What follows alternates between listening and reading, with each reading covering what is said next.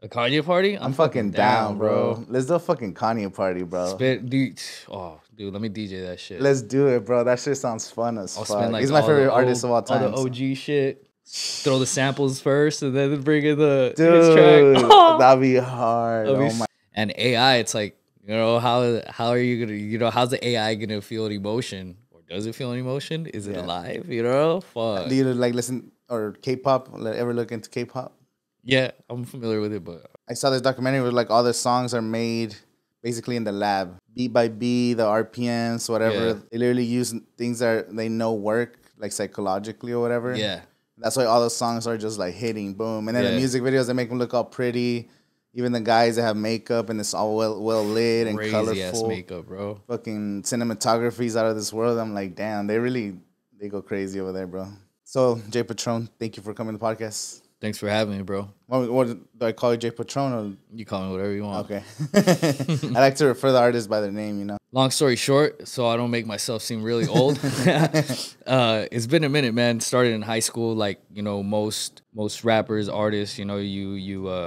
You find your niche in high school or early in school, and I just started pursuing my craft. I was a graffiti writer. I was heavy into art, so I wanted to find something to go to school for. I was into music, but I didn't see myself going to school for it. I just thought that was, I don't know, like I didn't see myself going to school to be like a sound engineer or a producer. Like I wanted to learn on my own organically. So I went to school for multimedia graphic design. That's what I have a degree on. And throughout college and everything, I was always rapping, always working. I always had a studio. I was always recording, putting out mixtapes. We actually put out tapes, like we recorded on tapes and we sold tapes for $5 when I was fresh out of high school. It was like right when I graduated. Where was this at, in the Valley or where? Yeah, right here in La Quinta. Oh shit! Yeah, man. We're in a rap crew called Undiscovered Poets. It was 5 of us, and we had a little 4-track tape recorder plugged in the mic. The homie made beats on Fruity Loops. Before Fruity Loops, he made them on a keyboard, like this cheap ass keyboard, bro. But we were hungry and dedicated, and we did what we did. The tape sounded like shit. Had a bunch of feedback in it, but we were hype. We were like, well, that's that raw stuff, right? Yeah, fucking graffiti piece on the album cover. It was dope, man.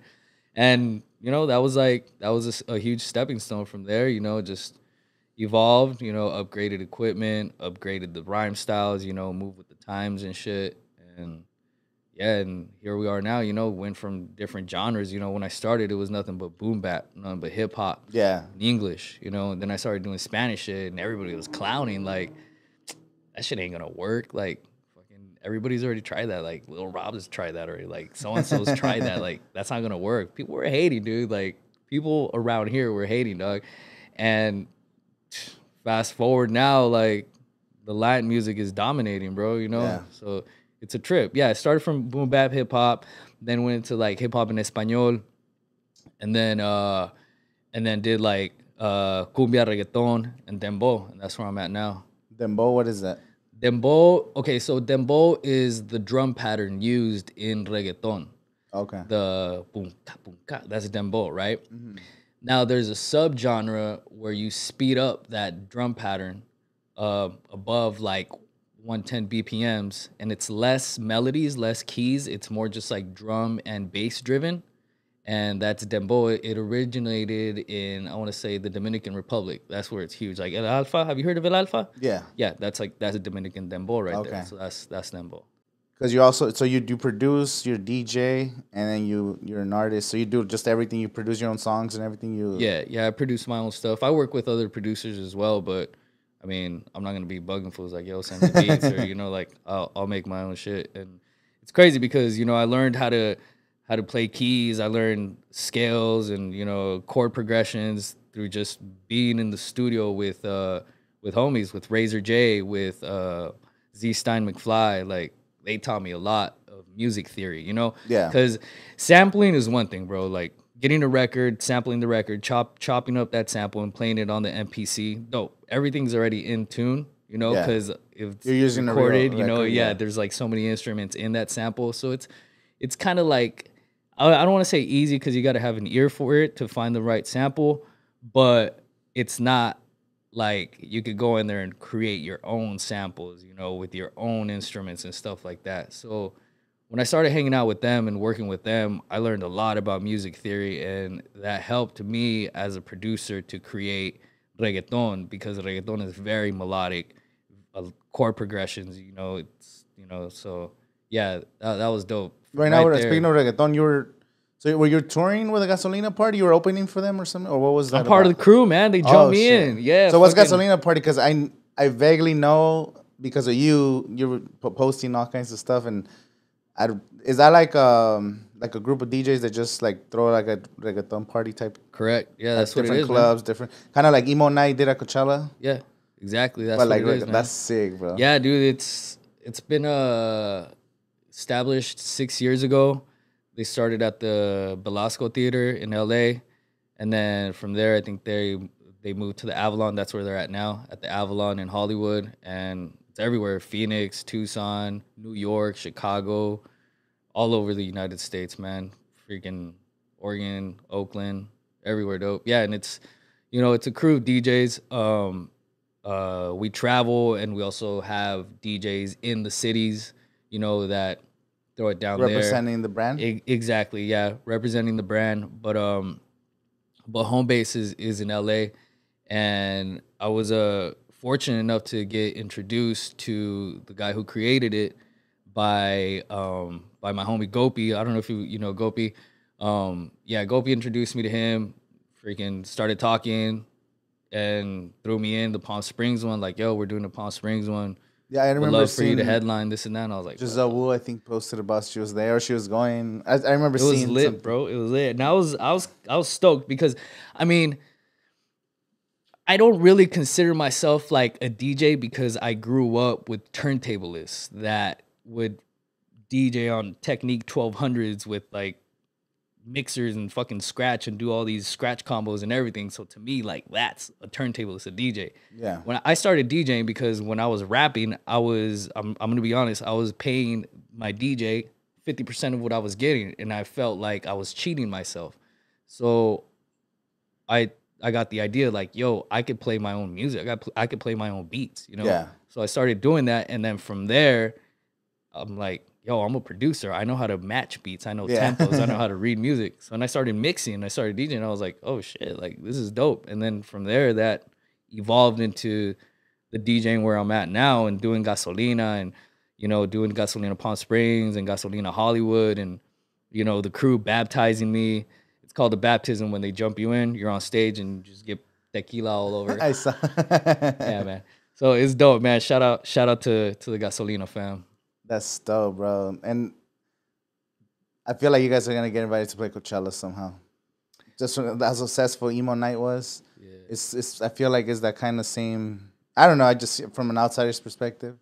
That would be lit, like a reggaeton tent or like reggaeton something. Because emo night was at the Sahara tent, bro. The Sahara tent, you know, they kind of make it hip hop / EDM now at the Coachella Fest. So I think it was like at 6 p.m. on Saturday. I remember the time, 6 or 7 p.m. on Saturday, and then they had emo night, and it was packed. And then they brought in the dude from Papa Roach, the lead singer from Papa Roach, and they brought him playing White Tees, and they sung "Hey There, Delilah." You know, and everyone was singing because people know those songs. Yeah. So like, we do that, but now instead of being like the emo punk era type music, they're literally playing. Oh, and then those dudes, it was cool because they had T-shirts that said like, "We're not supposed to be here." Like, how the fuck are we get invited to Coachella? Like we're like the anti-Coachella, you know, like emo music.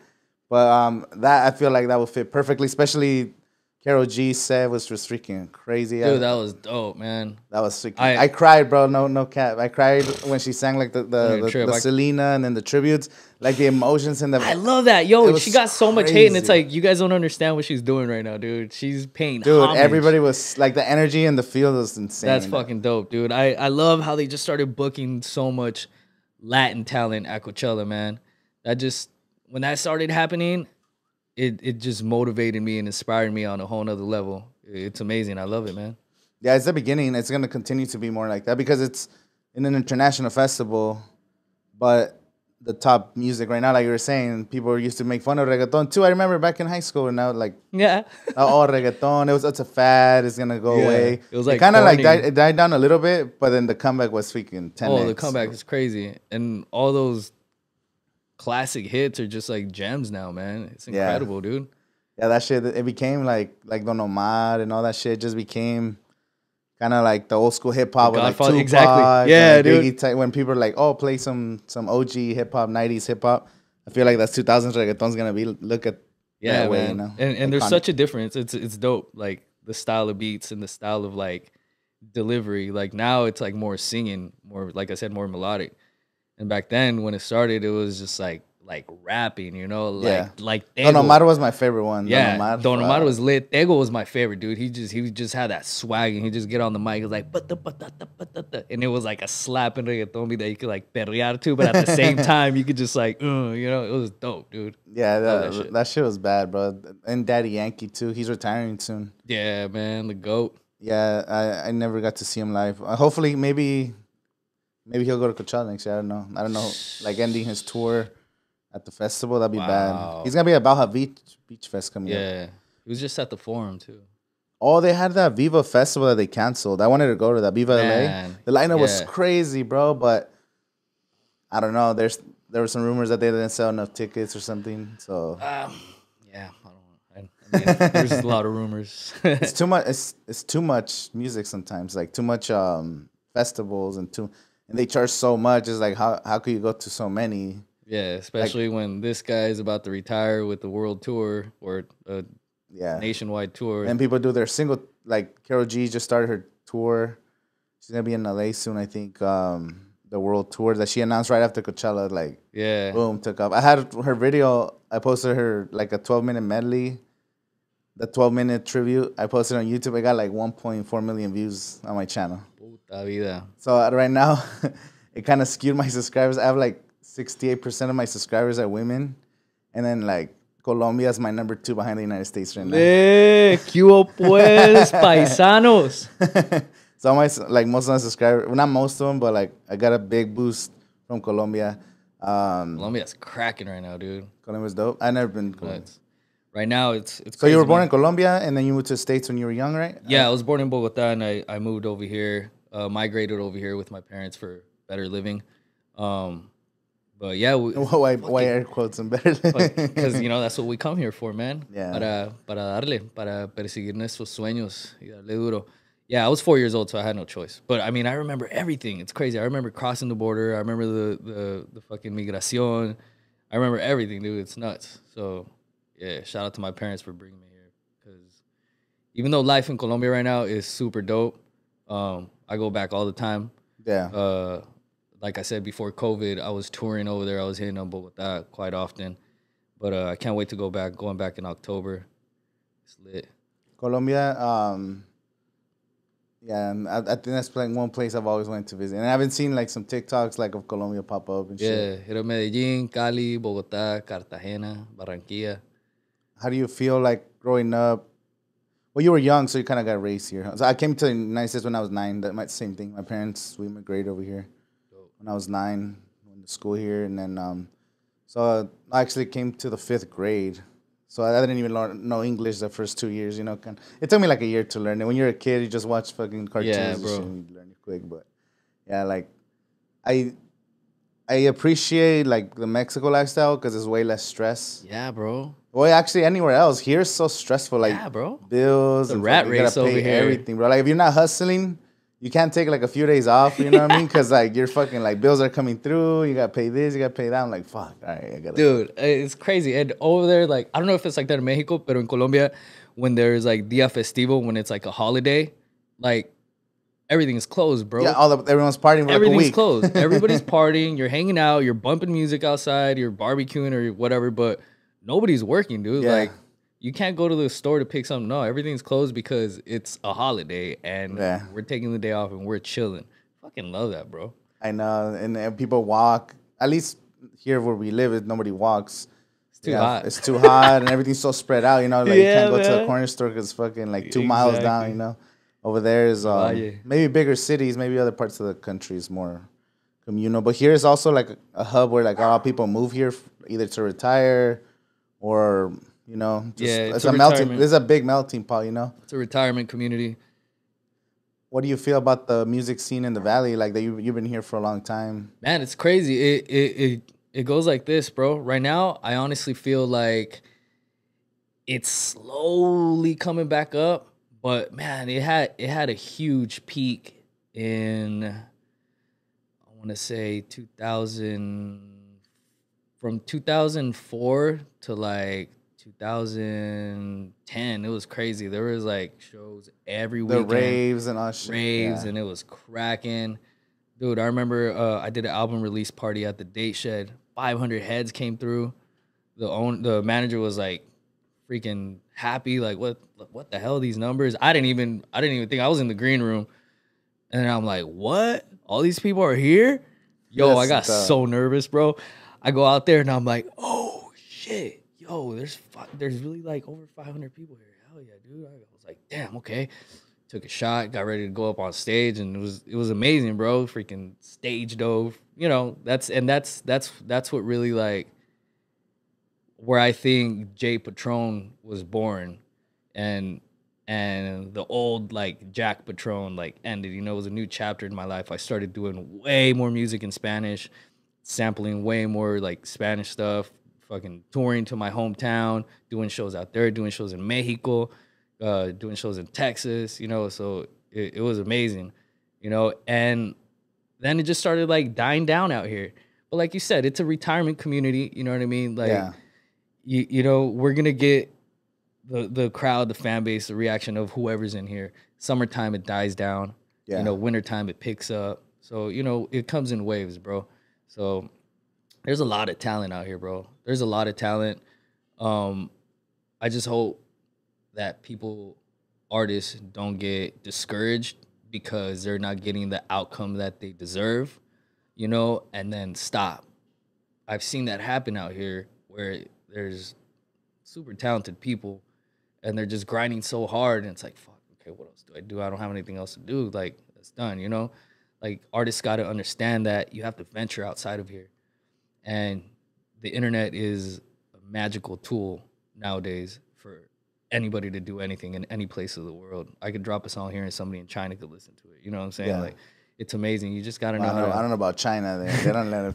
You just got to know how to, like, market yourself, and freaking push yourself, and you got to have that vision and ambition.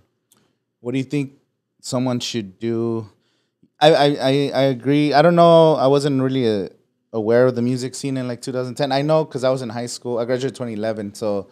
When I was in high school, I remember raves. Like I feel like every weekend people were throwing either rock shows and raves all the time. Raves, raves, rock shows. See, and that's the thing. It was every genre. Every weekend. There was hip hop. There was underground hip hop shows. There was raves. There was rock shows, bro. Yeah, mosh pits, bro. I remember dislocating my shoulder, broke my pinky. Going on, bro.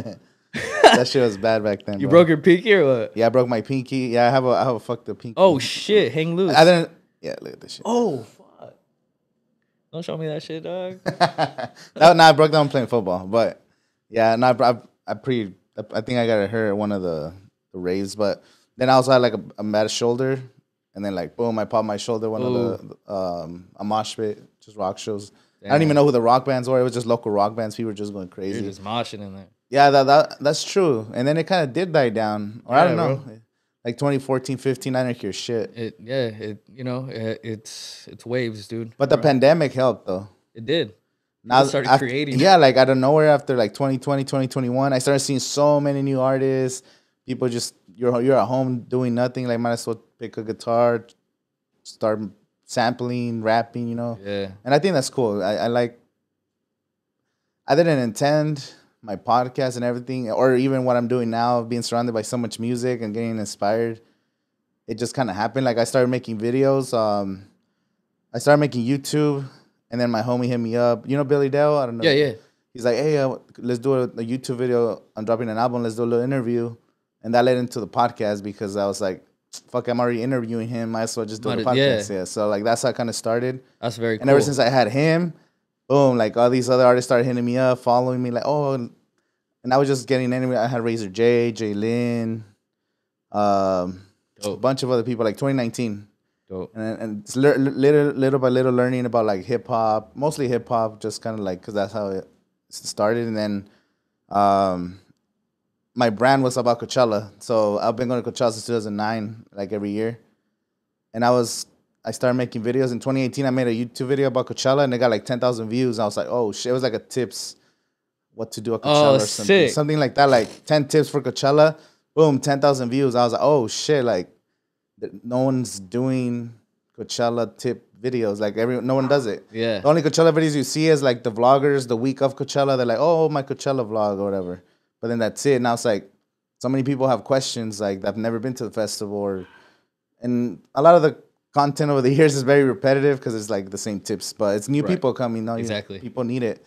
So 2019, I made a bunch of videos. Boom, and then kind of build my brand through Coachella using the Coachella search engine. So when Coachella starts trending, a lot of my videos just started taking off. Like 30,000 views, 70,000 views.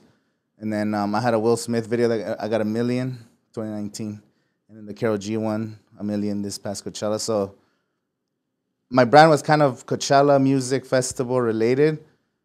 But I was just doing, you know, like I never really had a vision. I was just doing. And then slowly turned into like music now. So I had I watched Nathaniel Cano. Do you know Nathaniel Cano? I watched him with a couple homies that are in a grupo. Gil and from Los Causa Resacas, they're like a Sierreño. We watched Nata together. And then I invited them to the podcast to talk about Coachella. They're like, oh, you mind if we bring our guitars, play a couple songs? Fuck it, do it. Boom. The first podcast, like that was like 2-3 months ago. And as soon as I had them on the podcast, a bunch of grupos followed me right away. Now they're all on like little freaking interviews and then play a couple songs, you know, get themselves known. And then I'm learning all about that culture more. That's the culture I grew up on, like Sierreño, Norteños, bandas, all that shit. That shit's cracking right now. That was like bro. My brother's like all into bandas and stuff. So that's kind of like, I grew up listening to that. But now like that's like the next hot thing right now. Like I read on Entertainment Weekly or it was some shit at Barnes & Noble. They had like a Megan Thee Stallion cover or whatever. And I was just scrolling and I saw like Regional Mexicano like section. And they said that it's going up like 60% since the last 4 years, 60% increase. Yeah. On like on the years? Gen Z and millennials, like on the Regional is like climbing the ranks. Bro, there's people that don't even understand Spanish that are bumping that shit, singing along. Yeah. It's crazy. It's because it's the way they use that tololoches and it sounds like gunshots, like or like horses, bro. That shit's bad, bro. Badass. I love it. I love that. I see that you have a passion for it. It's your roots, love bro. It, yeah. And I ended up buying a guitar recently. I was like, fuck it, I'm gonna start down. Like I fucking love that shit. So that opened up. Like I said, I didn't have a plan for this, and then that kind of led to doing the show because I was like, I'm already talking to these whatever different genres. Like Razor J is a whole different genre. Jay Lynn's different. The Regional's different. Hip hop. Some people do experimental hip hop. Some people do like old school. You know, everyone's got their own styles. DJs. Yeah. So I was like, they all kind of have the same problem. Like a lot of venues don't really give you a chance to perform. Yeah. And even if they do, it feels like it's half-assed. Like maybe they care about the headliner, but everyone else just gets their 10 minutes. No one sees it. You'll get a couple people posting their story, and it's not really helping them. So it's like, we need to do a show that looks good. And when it looks good and it looks like, oh, I need to be there type of feel from the videos, people want to support more. Yeah. Like, absolutely. The whole like, oh, they don't support till you make it. But why would they support too if you don't make it like a fun time? You know, it just looks like gotta throw a vibe, two friends are, you know what I mean? Make it a vibe. So that was my vision. And then talking to all the artists, and then I kind of combined this. So on the show, it was 7 hip hop. And then 1 regional, which is Fernie. He does with the guitars, and then 2 DJs. Dope. So it was kind of like a little blend. The next one, I think we're gonna do more Mexican, like more regional, and give some of these grupos a chance. So because every single one could be different. There's so many artists. I don't want to be my platform to be like only hip hop or only regional, and then it's like, what about these other artists who have the same passion? But no one's giving them a chance. So I want to be able to open doors for a variety. Whatever, you know what I mean? Like, give them the platform. Whatever happens, happens. It's tough, you know, for artists that have product. Yo, what up, dog? You're good. Yeah. It's tough for artists that have product, you know what I mean, but they don't have like a platform or somewhere where they can showcase their shit, to perform. Some people don't know how to go about that. Like, yo, I want to perform at this spot, you know, like how do we do it? That's when they need a manager, they need something like that, you know. Not everybody could like go out and be like, yo, I want to throw a show here. I'm gonna bring X amount of heads. I want 100% of the door. I guarantee you X amount of sales at the bar. Once we hit that guaranteed, I want a 10% bonus. I want you to give me 400 for the online ads, blah, blah. You know, artists don't know that shit. Yeah. They're thinking about, I'm going to rap on this beat right now and I want to perform this shit, you know? The whole business side. Yeah, it's a whole nother world, man. So that's dope that you're here doing that for them. You know what I'm saying? Because I see it catching buzz, and it's dope how you're like doing different genres and shit, because this dude that does the regional stuff is gonna probably link up with this dude that raps or something. Yeah, that's what I was trying to tell them. They're gonna do tumbados or something. You know what I'm saying? Like I was telling them, like, do something that's out of your comfort zone. You never know what's gonna turn out. You know what I mean? Yeah. Just try something different. And like the platform and the shit I'm doing, I don't even want it to be like, oh, I'm only throwing good shows, or you know, I want other promoters or other clubs to see the shit that we could do here and be like, oh shit, I got to step up my game to make it more for the local artists to come and experience at their club or their experience at their show, whatever. So hopefully it starts a little movement, because I know there's so much talent here. Like you said, there's so much untapped potential. And it's the home of Coachella, bro. There's like, we all get inspired from the festival. Every time Coachella happens, like those 2-3 weeks after, you're all fucking motivated. Like, let's go. For sure, dog. I remember my first one. What was your first Coachella? It was the second one they did, and my homie won tickets. 2001? Yeah, my homie won tickets at the radio station. He had one ticket. He won one ticket at the radio station. That year, my dad had just bought a printer, like a computer and a scanner. I was like, yo, bring that ticket over. We're going to make tickets. He's like, what?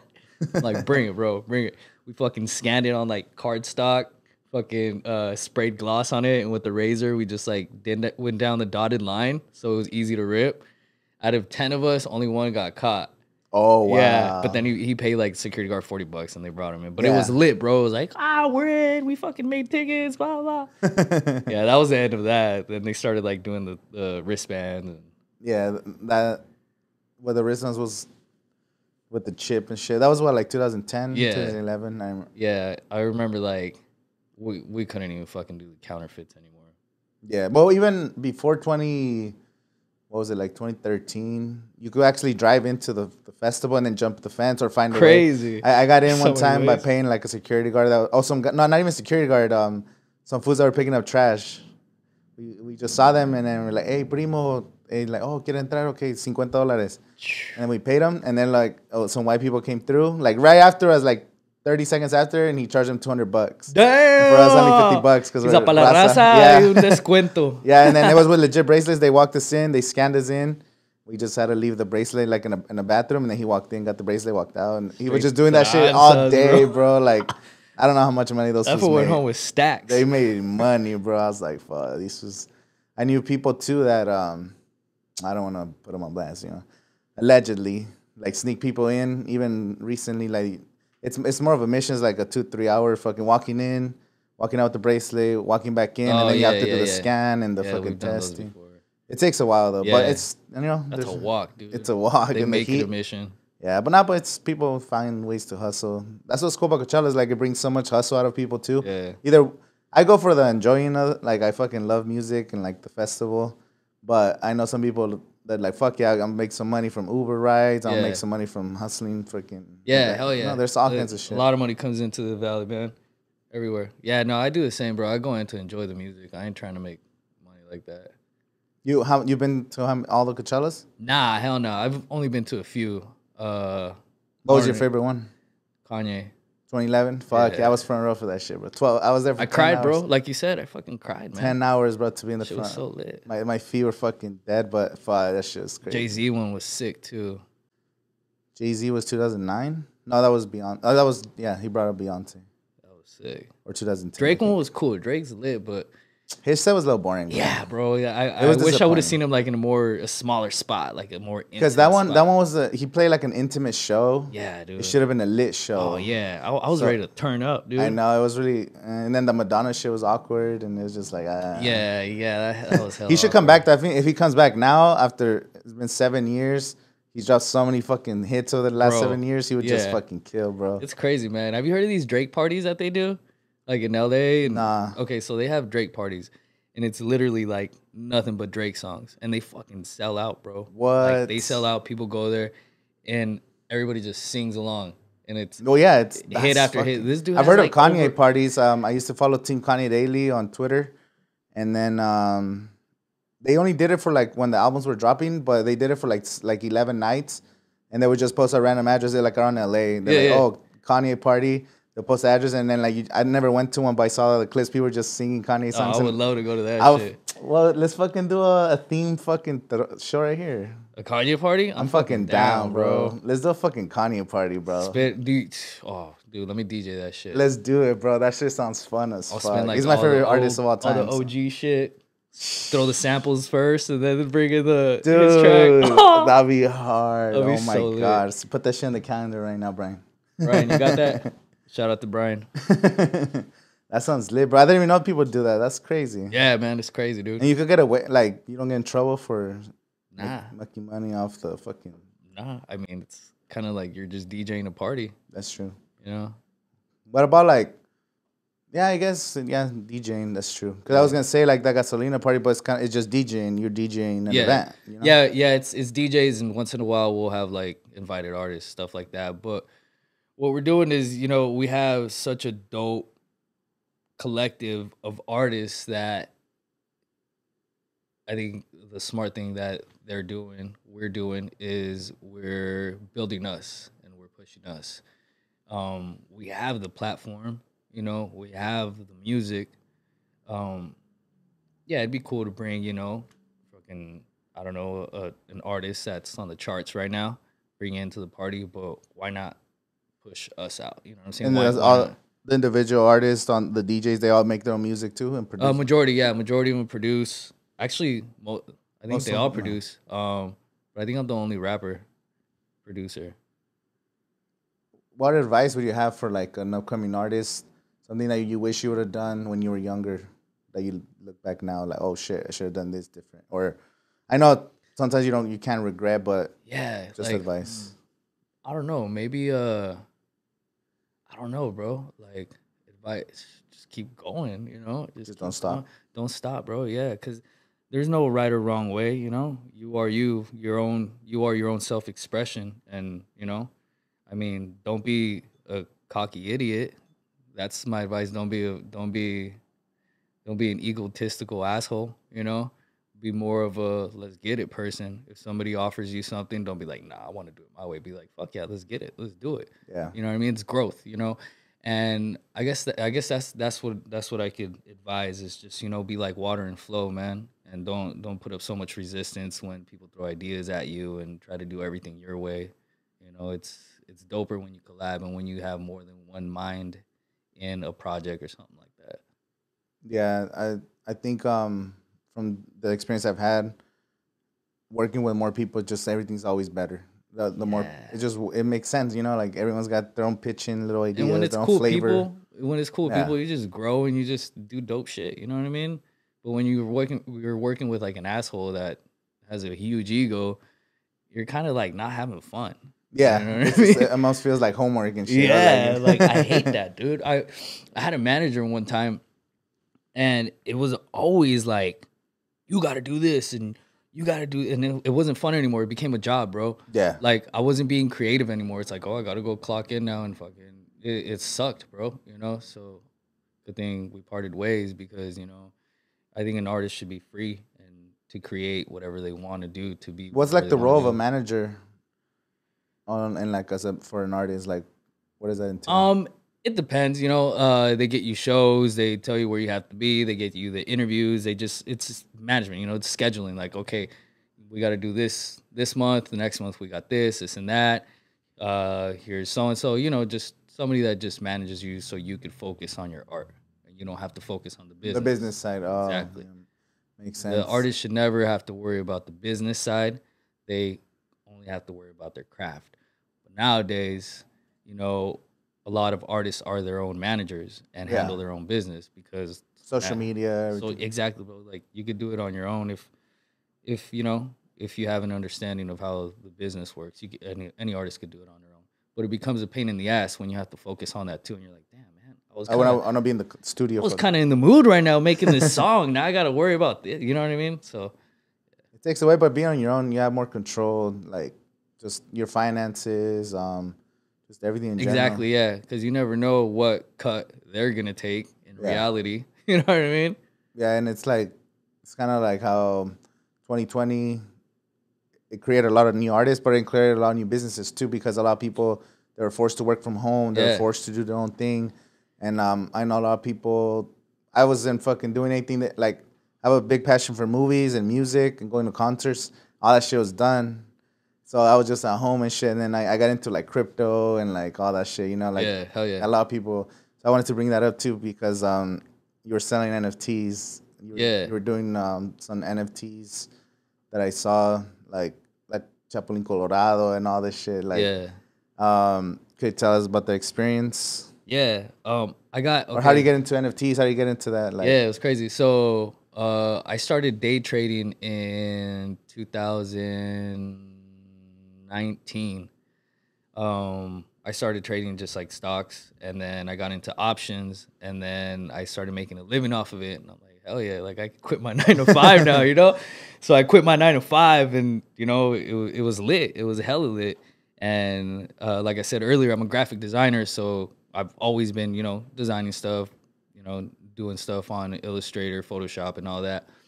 And then the NFT thing started popping off. It was around since 2017, but I didn't really get into it. I heard about it, but I wasn't educated on it, so I didn't know what it was. I didn't know how it worked or anything. And once it started blowing up, then I started looking into it, researching it, and I got a full understanding of the basics of how it works. I'm like, yo, this is all tied into with what I do. I'm a graphic artist and I flip stocks. You know, Yeah. it's like, you know, and it's based on crypto. It's based on Ethereum. It's based on, you know, decentralized networks and yeah. So I was like, okay, it's lit. I get it now. So then I came up with the collection called Crypto Cholos. And what I did is I grabbed iconic Latin American figures and created them into pixel art, kind of like the crypto punks, you know? So what I did is I mixed crypto punks with the homies characters, you know what I mean? Latin vibe for yeah. sure. Yeah, so I made Shout out to the Chapulín. homies, bro. Yeah, The I little made, fucking yeah, those are dope. Remember those? Yeah. So I made Chapulín Colorado, Frida Kahlo, you know, Vicente, and all this shit. And it kind of just took off. And then that started paying the bills. And I'm like, yo, this is lit, you know? And then, you know, 2020 came and everything crashed. Stock market, fucking crypto and all that. So it's there. I had some dope collabs set up. We're gonna do like a 3D collection of Crypto Cholos where we're gonna decentralize it. I wasn't gonna be the only owner. I was gonna give part ownership to everybody that was involved. But a tragedy happened in somebody that was in the group, and that plan kind of fell out. But right now I'm connecting with another brand called We Know Future, and we're gonna come up with a dope collection too. We're just having a couple meetings here and there, but I feel like it's gonna be the next chapter of Crypto Cholos. Have you thought about combining that with your music? Like I heard Gary Vee talk about like NFT in the music. yeah, NFT in the music or involving like everybody that gets a piece of that. Maybe Yeah. you doing a collection, they own royalties to the song, or they. I was thinking of doing. I don't know how feasible it would be because I feel like it's still really hard for people to get like the average person to get into NFTs. Exactly. I wanted to do the show where like an NFT. If you have an NFT, you could come to the show like a private invite type thing. Right. And then, you know, like everyone owns a piece of it. But then I was like, who's really going to fucking get their fucking keys and do all this like extra work? Who's you know? gonna get the crypto wallet? Yeah, grab it's just money from too the many bank steps. account to buy. Because even when I've done it, like Ethereum. yeah, I have like Ethereum staked and I have some investments in like crypto, but actually most of my investments, I took out everything from the stock market and put it in crypto. I'm still positive even though everything crashed because I bought shit since 2020. Was it 2020? Right before everything took off, like in December. Like I started buying like September 2020. I was fucking investing heavy, bro. Like Ethereum was like at $200-$300, bro. I bought a bunch. I was buying all kinds of stuff, and then of course it went fucking crazy. I was able to pull some funds, not because I thought it was gonna crash. I wasn't like, oh, it's gonna go down, but gotta pay yourself. I had to pay some shit. I was like, fuck, I gotta fucking pay some equipment. Ended up like, I had another studio at the food park. The India food park. I don't know if you ever went to it. Yeah. That's where my original studio was. Oh, okay. And we were only there for like 6 months. I invested some money in there. That shit closed down. So I ended up moving here in December. And then I had to like, so I took a bunch of money in between, you know, life shit. And then everything fucking crashed. I was like, damn, I got lucky that I was able to use this money for other shit. And then right now everything's still freaking. I think right now is a great buying opportunity. It's a great buying opportunity because we have 2 years, not financial advice, but you know we got 2 years for the next halving. So just throwing that in there. Not financial. No, I think it's great, dude. I think what Disney's like at 110, like 100. It went they up. just beat earnings, so they're like at 120 right now. And I think Disney's one of those that It's is so gonna be underrated. crazy It's in the never metaverse. gonna go bankrupt. It's All the Disney. movies, all the they shit own they all own. the IPs, and it's so undervalued. Because I remember, like 2019 is when I started. 2018 I started investing in the stock market in Robinhood. Just kind of like, I did some day trading too for a minute. And I have a friend who's really into options. That fool was crazy, bro. Like he'll go to like 100K, he'll drop down to like 5K. He just fucking Options are crazy. Options, man. bro. Options are nuts. Options are, yeah. If you don't know what you're doing, you could really fucking blow your account with options, bro. It's scary. I've done a few options, but I try not to because I'm like. My best advice for options is don't buy out of the money. Buy as close as to the money or in the money, and buy with time. A lot of time. Time. Don't buy short term and way out of the money. You're just fucking throwing your money away, bro.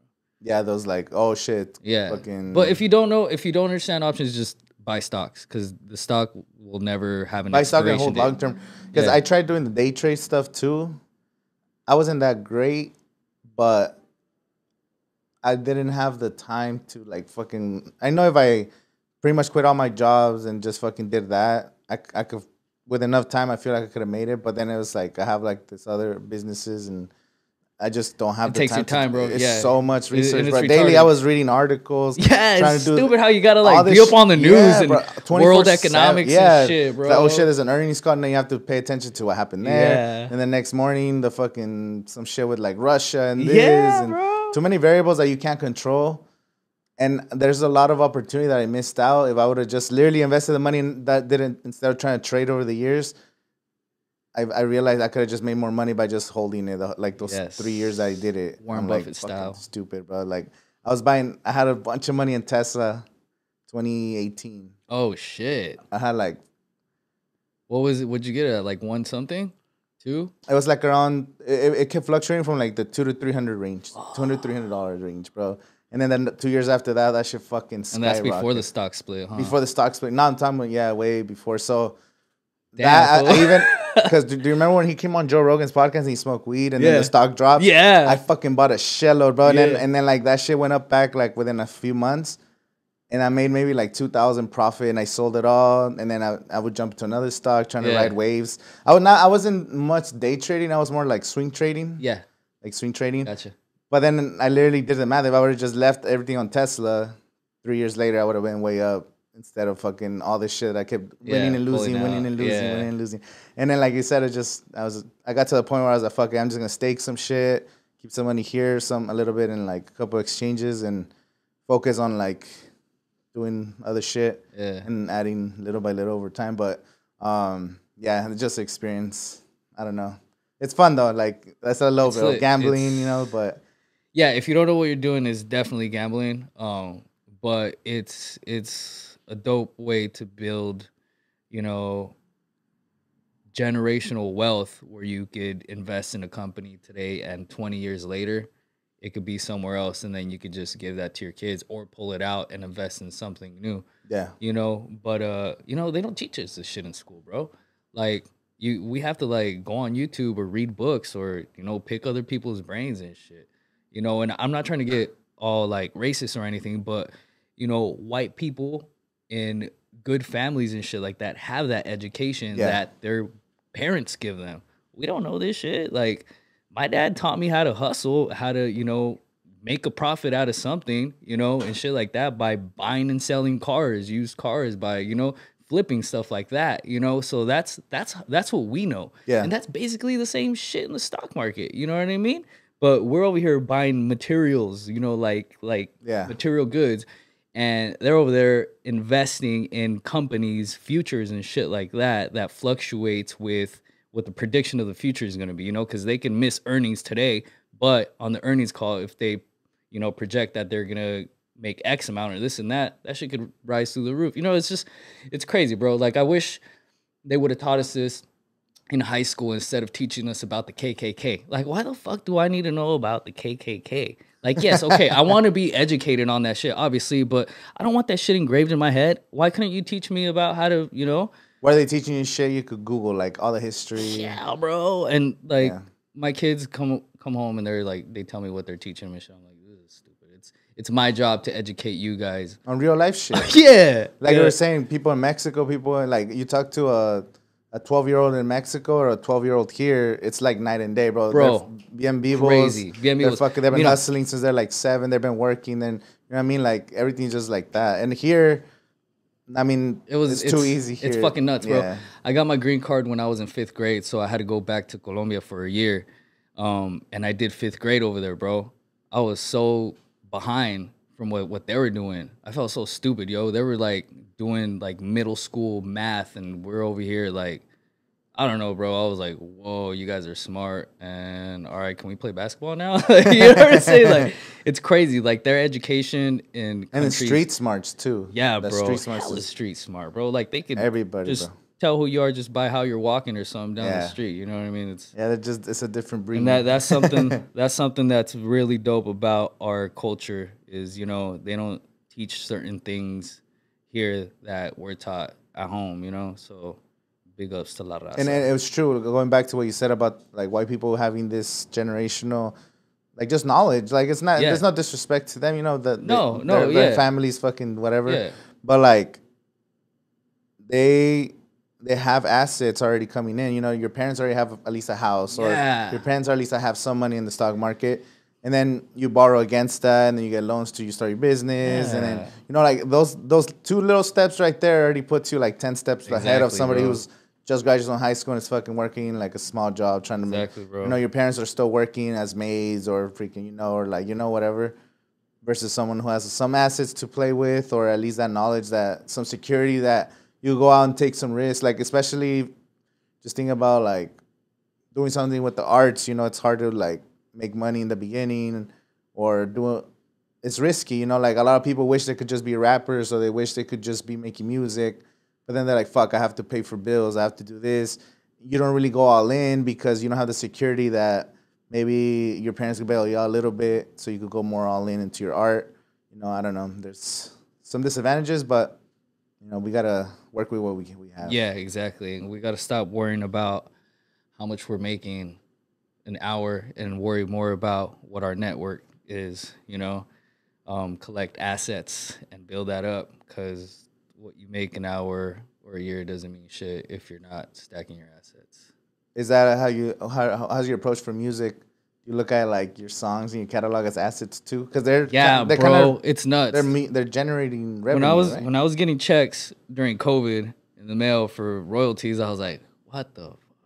I was showing my wife like, yo, check this out. She's like, you better get in the studio with that shit. You know, so yeah, man, it's you know, it's a passive income, bro. It's out there making money. And it's art and it's fun. Yeah, man. And it's dope when you could like track who's listening to you and what parts of the world and shit. You know, that's badass, man. Do you have like your biggest fan base is in Colombia or where, or here? Nah, bro. I would say Mexico. Mexico? Yeah, man.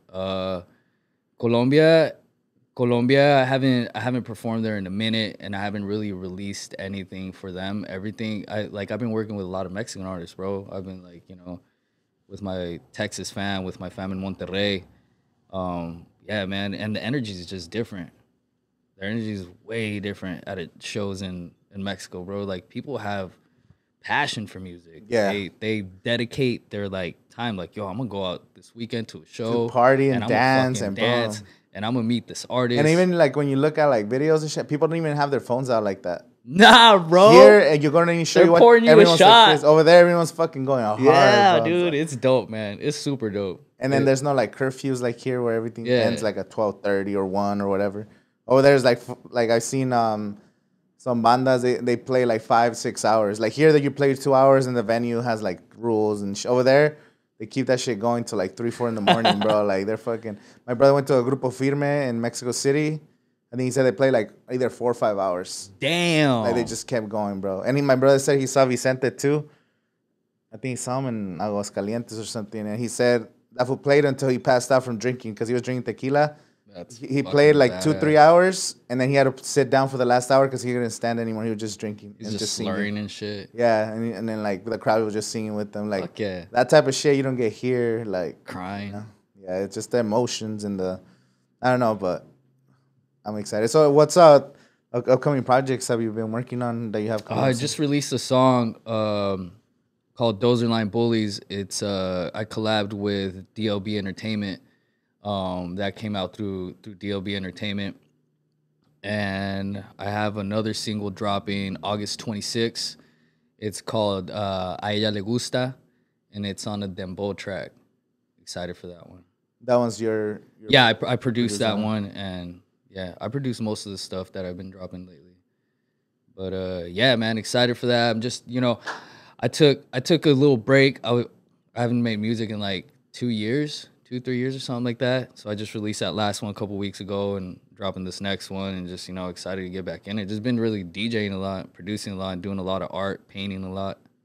No, but I mean, it sounds like you're tapping into all kinds of Fuck, different dude, ones. I don't. I like that because that's dope. Because you're not just in your own lane. Like you're like, nah, we can do this, you can do that.